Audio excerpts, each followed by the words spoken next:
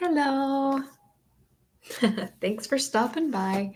Thanks for coming to the story corner for another evening of story time. Unless, of course, it's not evening where you listen to this, but for me, it's evening. So thanks for stopping by. We're reading Evelina. We're on chapter 29, I think. Um, just about to get started. But before we do, I always like to ask, what did you have for dinner? Just for fun. I love sharing ideas and recipes. And, lots of times when you can't think of what to make, and if somebody's like, oh, we had this or did that, like, good idea. And even if you don't make what they made, it gives you ideas, right? So we had crab cakes, which were really, really good. Aldi's sometimes gets these crab cakes and they're not very expensive and they're really good. So we had crab cakes for Sunday dinner and then rice, buttered rice with tomatoes on it, which is really good. If you've never had hot rice with cold tomatoes on it, try it. It's yummy. Unless, you don't like tomatoes, but I do. I love them.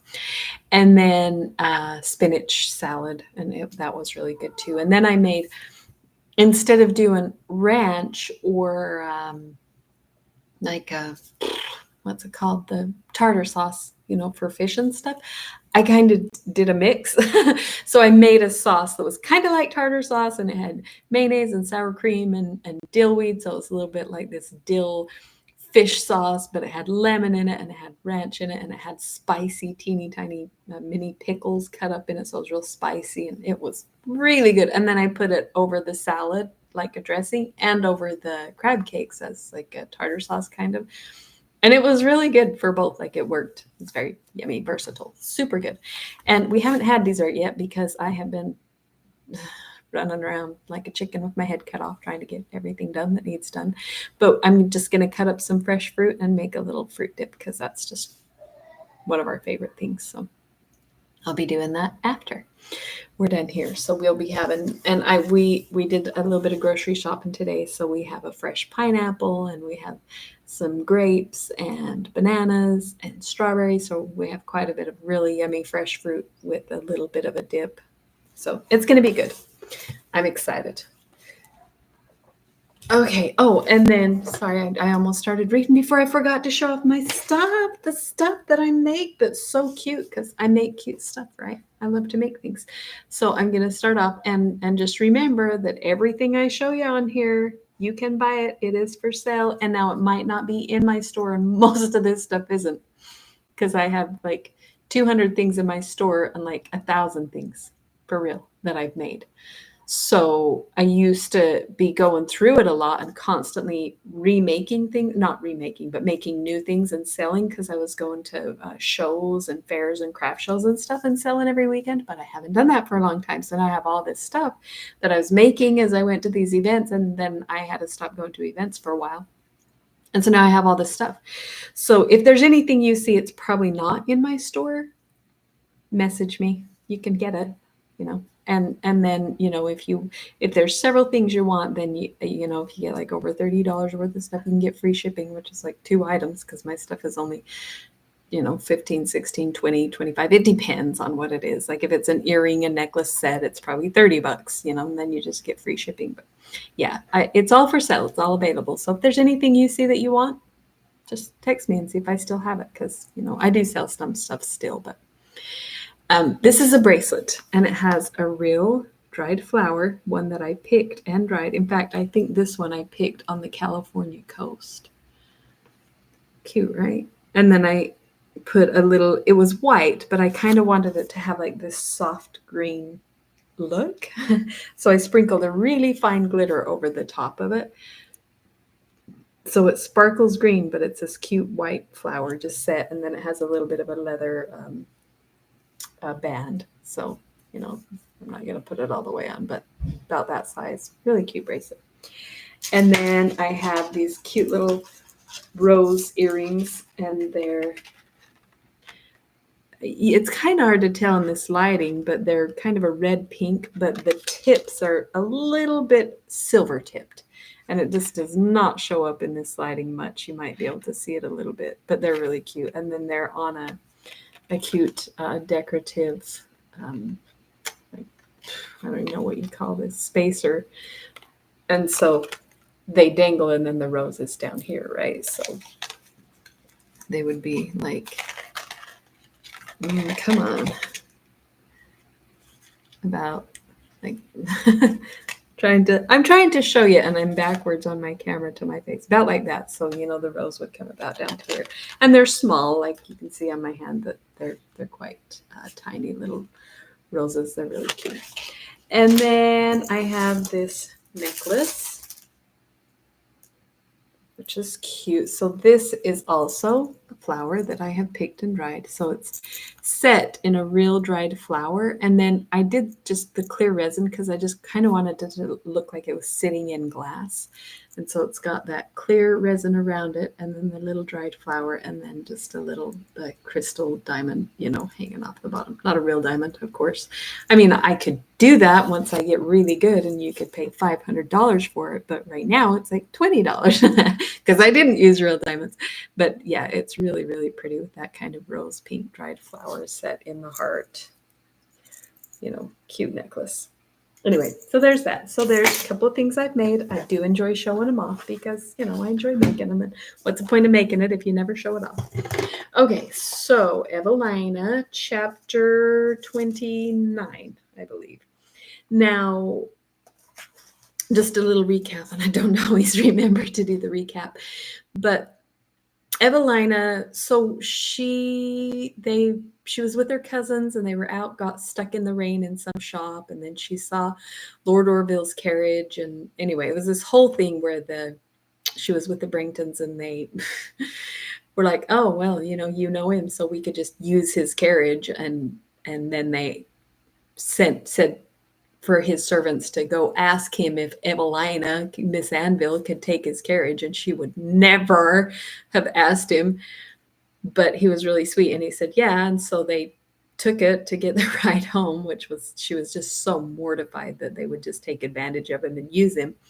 And then after they dropped her and Madame Duval off, then they took it all the way to take the Bringtons to their house, and the wheel broke or something. There was some damage done to the carriage, and so then Tom went to stick his head out the window to see what happened, and the glass wasn't down, so he broke the glass with his head. So they did all this damage to his carriage when they took it, which was so embarrassing. And then the Tom kid, he was afraid that he would be mad, so he went to his house the next day to apologize, and then he used Evelina's name and said, yeah, she said to say hi, basically, which she didn't say, and she was mortified. And so she wrote a letter to him, a little letter, which is considered very inappropriate. You didn't write letters to people who you didn't know, at that time, and said, I apologize for writing. It's very, but I just had to tell you that none of that had anything to do with me. They asked for your carriage in my name against my will. I'm so sorry about all of it and the damage to your carriage, and I feel just terrible that all this happened. And then she gets a letter back, and it's really snotty and disrespectful from him, but being like, oh, nice, glad you wrote to me. Guess that means I can write to you, and now we can, hide our little affair or whatever it is. And she was just so embarrassed because she just thinks so highly of him. She thinks he's the only other man she's ever met that can compare to him was Arthur Villers, her what do you call the person who's adopted you and taken care of you? Her foster father. And this was the only other man she's ever met that she felt like compared to him. And then sure enough, he ended up being a jerk, just like a bunch of these other men she's come in contact with. And so she's just so heartbroken, because she really thought highly of him. Anyway, it's this whole thing. And she hasn't told Arthur Villers, Mr. Villers, because she was just going to conceal it from everybody, because she's the one that kept telling him how wonderful Lord Orville was. And now she doesn't want to turn around and say, oh, whoops, I was wrong. He's terrible. He treated me so disrespectfully. So she just doesn't want to say anything, but now she's all sad and stressed out, and he can sense that. So he knows there's something wrong. And anyway, the whole thing. So that's kind of where we're at. And she did finally confide it to Maria. She wrote it in a letter to her friend Maria. So that's how we know, right? Because this is all just letters, the entire book. So 29, Evelina in continuation, Berry Hill, August 10th. You complain of my silence, my dear Miss Mervyn, but what have I to write? Narrative does not offer, nor does a lively imagination supply the deficiency. I have, however, at present sufficient matter for a letter in relating a conversation I had yesterday with Mr. Villars. Our breakfast had been the most cheerful we have had since my return hither, and when it was over, he did not, as usual, retire to his study, but continued to converse with me while I worked. We might probably have passed all the morning thus sociably, but for the entrance of a farmer who came to solicit advice concerning some domestic affairs. They withdrew together into the study. The moment I was alone, my spirits failed me. The exertion with which I had supported them had fatigued my mind. I flung away my work, and leaning my arms on the table, gave way to a train of disagreeable reflections, which, bursting from the restraint that had smothered them, filled me with unusual sadness. This was my situation, when looking towards the door, which was open, I perceived Mr. Villars, who was earnestly regarding me. Is Father Smith gone, sir? Cried I, hastily rising and snatching up my work.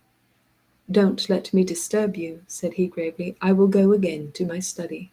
Will you, sir? I was in hopes you were coming to sit here. In hopes?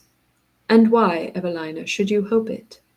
This question was so unexpected that I knew not how to answer it, but as I saw he was moving away, I followed and begged him to return.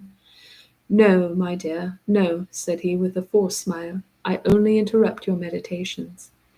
Again I knew not what to say, and while I hesitated, he retired. My heart was with him, but I had not the courage to follow. The idea of an explanation brought on in so serious a manner frightened me. I recollected the inference you had drawn from my uneasiness, and I feared that he might make a similar interpretation. Solitary and thoughtful, I passed the rest of the morning in my own room. At dinner, I again attempted to be cheerful. But Mr. Villars himself was grave, and I had not sufficient spirits to support a conversation merely by my own efforts. As soon as dinner was over, he took a book, and I walked to the window. I believe I remained near an hour in this situation. All my thoughts were directed to considering how I might dispel the doubts which I apprehended Mr. Villars had formed, without acknowledging a circumstance which I had suffered so much pain merely to conceal. But while I was thus planning for the future, I forgot the present, and so intent was I upon the subject which occupied me that the strange appearance of my unusual inactivity and extreme thoughtfulness never occurred to me. But when at last I recollected myself and turned round, I saw that Mr. Villars, who had parted with his book, was wholly engrossed in attending to me. I started from my reverie, and hardly knowing what I said, asked if he had been reading. He paused a moment, and then replied, Yes, my child, a book that both afflicts and perplexes me. He means me, thought I, and therefore I made no answer. What if we read it together? Continued he. Will you assist me to clear its obscurity? I knew not what to say, but I sighed involuntarily from the bottom of my heart. He rose, and approaching me, said with emotion, My child, I can no longer be a silent witness of thy sorrow. Is not thy sorrow my sorrow, and ought I to be stranger to the cause, when I so deeply sympathize in the effect? Cause, sir, cried I, greatly alarmed. What cause? I don't know. I can't tell. Fear not, said he kindly, to unbosom thyself to me, my dearest Evelina. Open to me thy whole heart. It can have no feelings for which I will not make allowance. Tell me, therefore, what is it that thus afflicts us both? And who knows but I may suggest some means of relief? You are too good, cried I, greatly embarrassed. But indeed, I know not what you mean. I see, said he. It is painful to you to speak. Suppose, then, I endeavour to save you by guessing. Impossible, impossible, cried I eagerly. No one living could ever guess, ever suppose. I stopped abruptly, for I then recollected I was acknowledging something was to be guessed. However, he noticed not my mistake. With a Cutco knife for the first time. What? Ever. Just barely? What happened? Were you cutting the pineapple? Yeah, trying to. Aw. Aw, sis, I'm sorry. You okay? Yeah. Did Father help you with the Band-Aid? No, I just got it myself. Oh, did you not show him? You just took care of it, huh? Did you wash it first? Oh, sis. No. You were cutting the pineapple and you cut your hand. She's used the knives. My knives. I have my Cutco knives. I sell Cutco knives for anybody who doesn't know. They're the best, by the way. If you want good knives, give me a call. But they're very sharp, so I've been pretty careful with her using them. But I've let her help me a bunch of times, and she's really careful with them. She's really good. Did you slip? How did you cut? It's just like a little sharp point. Oh, just the points kind of slipped and pegged into you. Well, it looks like this Band-Aid's not so big, and it looks like it's taking care of it. Well, shoot. We've had them for a whole year, and this is the first time she ever cut herself. She's used them quite a few times, but I'm usually there helping her because, I don't want her to cut herself. They are very, very sharp. Best knives ever. I'm sorry, sis. I'm so sorry you got cut. I love you. You're pretty brave to just go get a Band-Aid and take care of it yourself. It's also a purple one. It is. It's cute. I like that color. The colored Band-Aids are kind of fun because they're cute. Do you want to sit with me while we read? You can sit on my lap. Get your hair out of your eyes. Yeah, you can take it. Oh, you want to get on my bed? Then never mind. If she can have a turn playing Roblox on my phone, she is healed. That's it. She's good. You okay? Yeah. Okay. I love you so much. And Roblox is my favorite game in the entire world. Yeah, Roblox is her favorite game in the entire world. And this is Pictionary. She's 6 years old, and she's learning to read, but she's not like a good reader. So we have our own rules of how we play Pictionary because she can't read the cards, so we take turns reading them and guessing. She is amazing at drawing. It's insane. I mean, a lot of stuff she doesn't know what it is, so we have to find something that she knows what it is. But I think maybe once or twice, and all the times we've played it, has she drawn something that we couldn't guess what it was. She's really, really good. It's not fair if it's something that I don't know. Yeah, that's right. It's not fair. Right, you have to know what it is or you can't draw it. But so we find one that she knows what it is, and she draws it, and she's an artist. It's impressive. One time I drew a paintbrush and I had the hole in it. Yeah, she does. Oh, it's cute. But Pictionary is one of her favorite. Whenever we do a game night, we have to do Pictionary because she loves it. Okay, back to the book.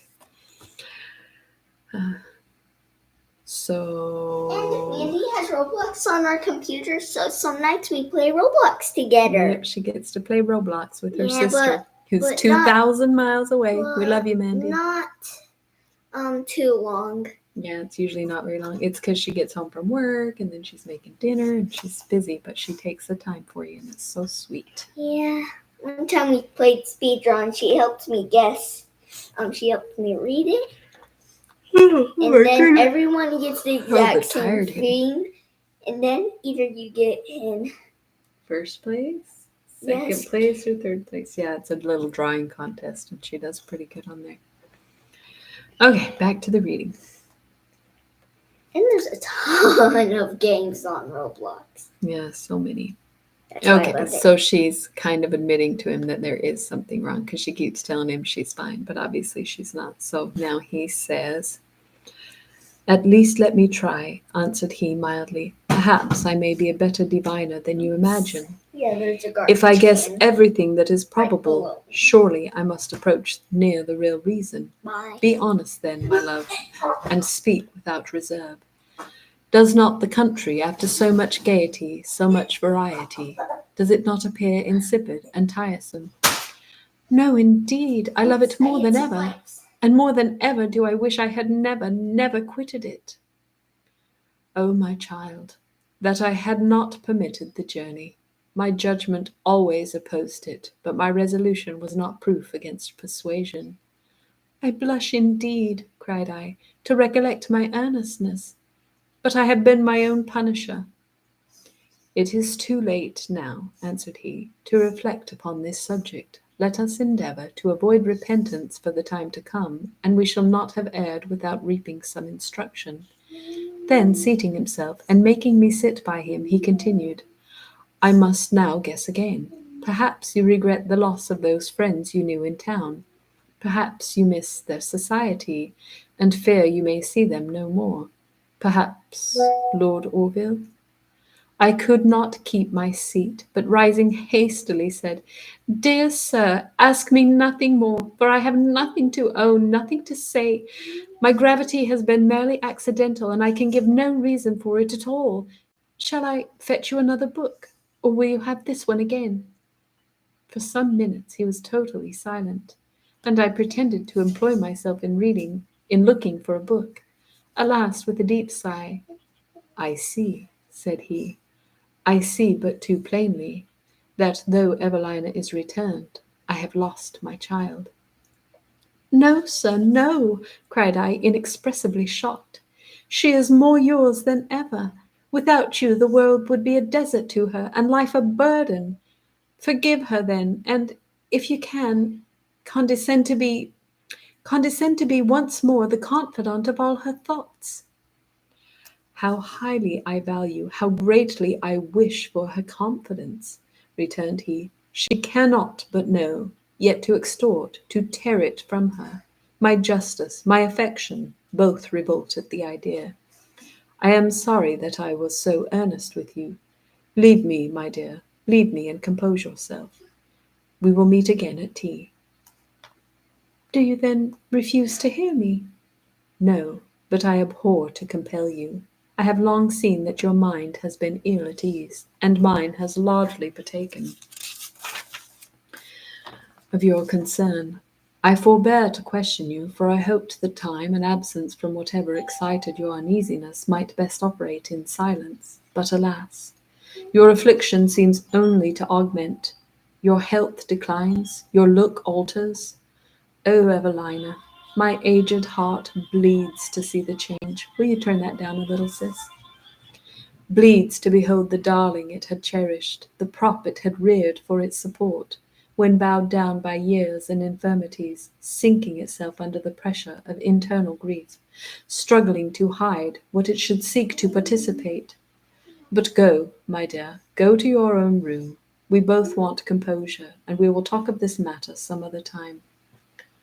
Oh, sir, cried I, penetrated to the soul, bid me not leave you. Think me not so lost of feeling to gratitude. Not a word of that, interrupted he. It pains me you should think upon that subject, pains me you should ever remember that you have not a natural and hereditary right to everything within my power. I mean not to affect you thus. I hoped to have soothed you, but my anxiety betrayed me to an urgency that has distressed you.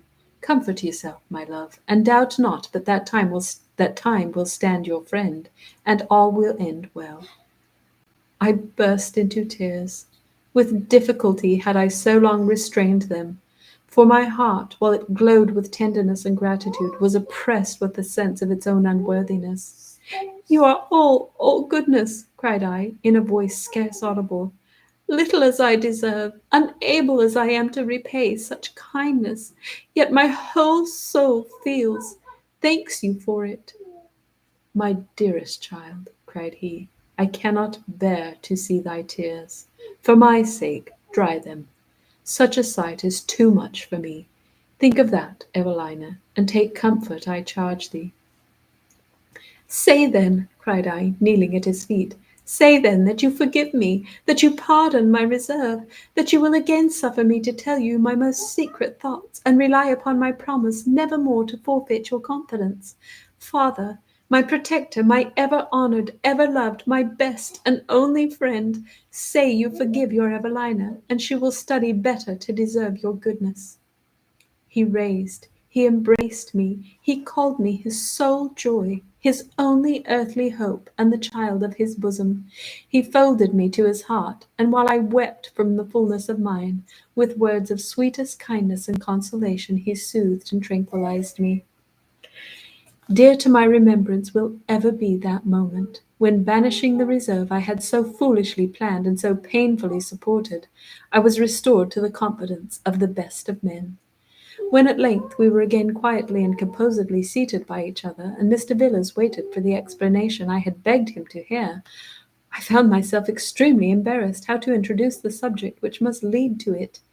He saw my distress, and with a kind of benevolent pleasantry asked me if I would let him guess any more. I assented in silence. Shall I, then, go back to where I left off?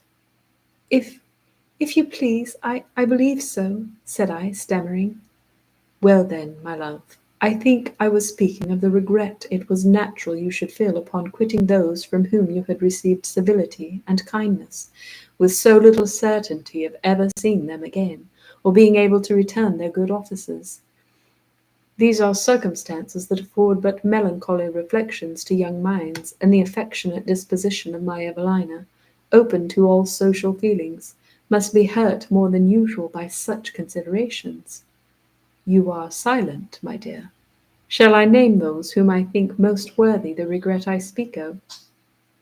We shall then see if our opinions coincide. Still I said nothing, and he continued.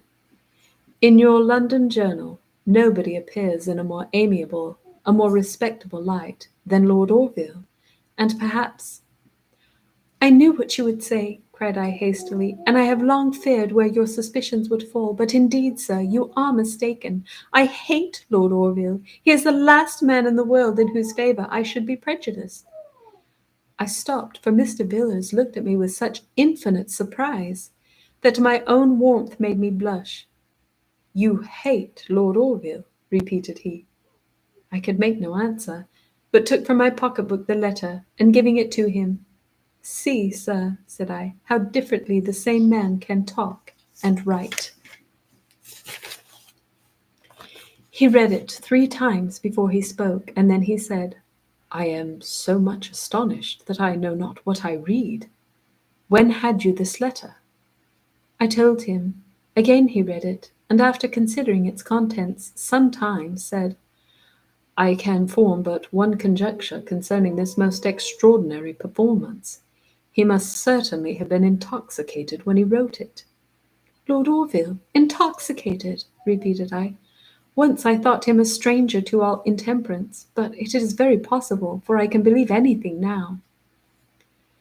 That a man who had behaved with so strict a regard to delicacy, continued Mr. Villiers, and who, as far as occasion had allowed, manifested sentiments the most honourable, should thus insolently, thus wantonly insult a modest young woman, in his perfect senses, I cannot think possible. But, my dear, you should have enclosed this letter in an empty cover, and have returned it to him again. Such a resentment would at once have become your character, and given him an opportunity in some measure of clearing his own. He could not well have read this letter the next morning without being sensible of the impropriety of having written it. Oh, Maria, why had I not thought of this? Oh, I totally switched the words around. I mean, it means the same thing, but oh, Maria, why had not I this thought? I might then have received some apology. The mortification would then have been his, not mine. It is true, he could not have reinstated himself so highly in my opinion as I had once ignorantly placed him, since the conviction of such intemperance would have levelled him with the rest of his imperfect race. Yet my humbled pride might have been consoled by his acknowledgments.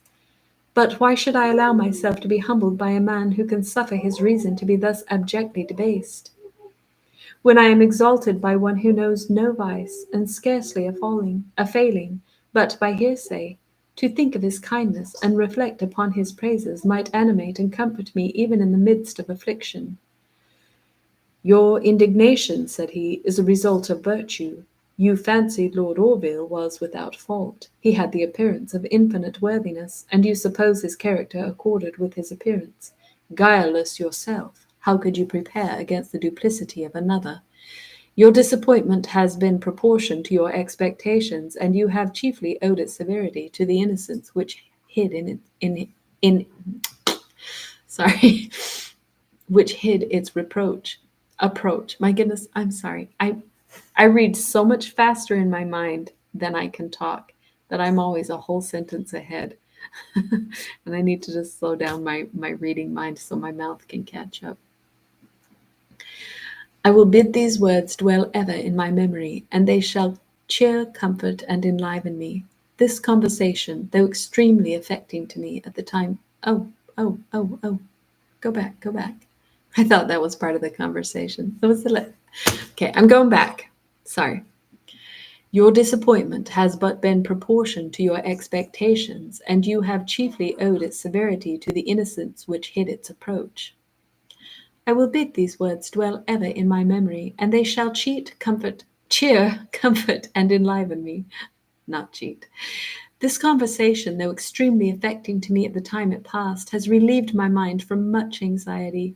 Concealment, my dear Maria, is the fall of tranquillity. However I may err in the future, I will never be disingenuous in acknowledging my errors. To you and to Mr. Villiers I vow an unremitting confidence. And yet, though I am more at ease, I am far from well. I have been some time writing this letter, but I hope I shall send you soon a more cheerful one. Adieu, my sweet friend. I entreat you not to acquaint even your dear mother with this affair. Lord Orville is a favourite with her, and why should I publish that he deserves not that honour? Ooh, it's been half an hour. That was a long chapter. Oh, this one's super short. Okay, I'll just read it. Letter 30. Evelina in continuation. Bristol, Hotwell, August 28th. Oh, she's in Bristol. She's not at Berry Hill anymore. What is going on? Dun dun dun! Just teasing. You will be again surprised, my dear Maria, at seeing. Wait a minute. Sorry, I'm right in the middle of reading and I want to go back. I just want to see the difference in days. How long the difference? Okay, August 10th to August 28th. So it's almost 3 weeks later, 2.5 weeks later. Okay. You will be again surprised, my dear Maria, at seeing whence I date my letter, but I have been very ill, and Mr. Villiers was so much alarmed that he not only insisted upon my accompanying Mrs. Selwyn hither, but earnestly desired she would hasten her intended journey. We travelled very slowly, and I did not find myself so much fatigued as I expected. We are situated upon a most delightful spot. The prospect is beautiful, the air pure, and the weather very favourable to invalids. I am already better, and I doubt not but I shall soon be well, as well in regard to mere health as I wish to be. I cannot express the reluctance with which I parted from my revered Mr. Villiers.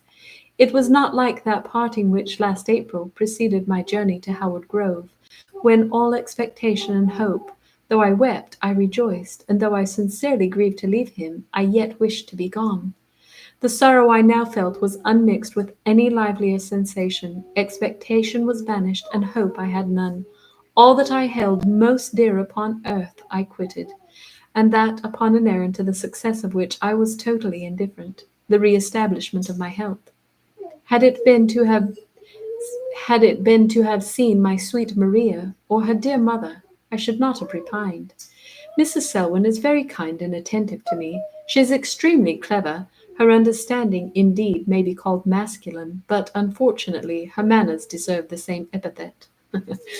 Masculine women, even back then, were kind of obnoxious. For in studying to acquire the knowledge of the other sex, she has lost all the softness of her own. In regard to myself, however, as I have neither courage nor inclination to argue with her, I have never been personally hurt at her want of gentleness, a virtue which nevertheless seems so essential a part of the female character that I find myself more awkward and less at ease with the woman who wants it than I do with the man. Well, that makes sense. You're so used to women being feminine that when you're with a really masculine woman, it's way more uncomfortable or awkward than a masculine man, right? You expect masculinity from men, but it's hard to deal with in women. It's obnoxious. I'm sorry. Hot take. I like feminine women, and I like masculine men.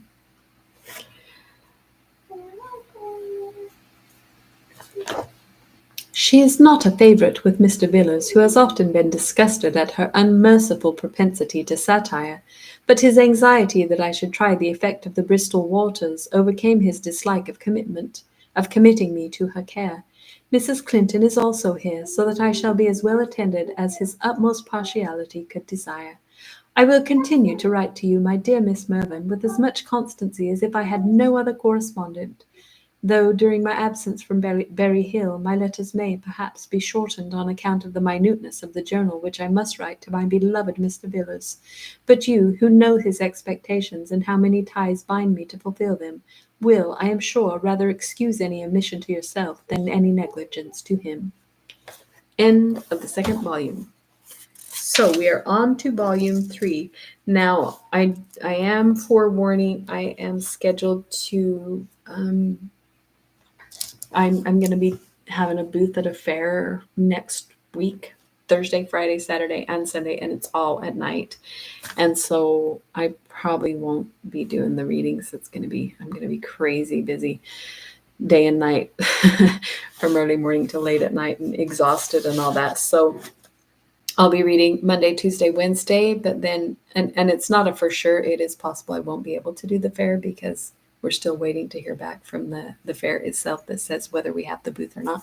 But if we have it, I won't be reading those nights. So there may be a few days in there where I don't do the reading, but I'll just pick it back up Monday after, and we'll carry on. We'll be all right. We'll be fine if we miss a few days.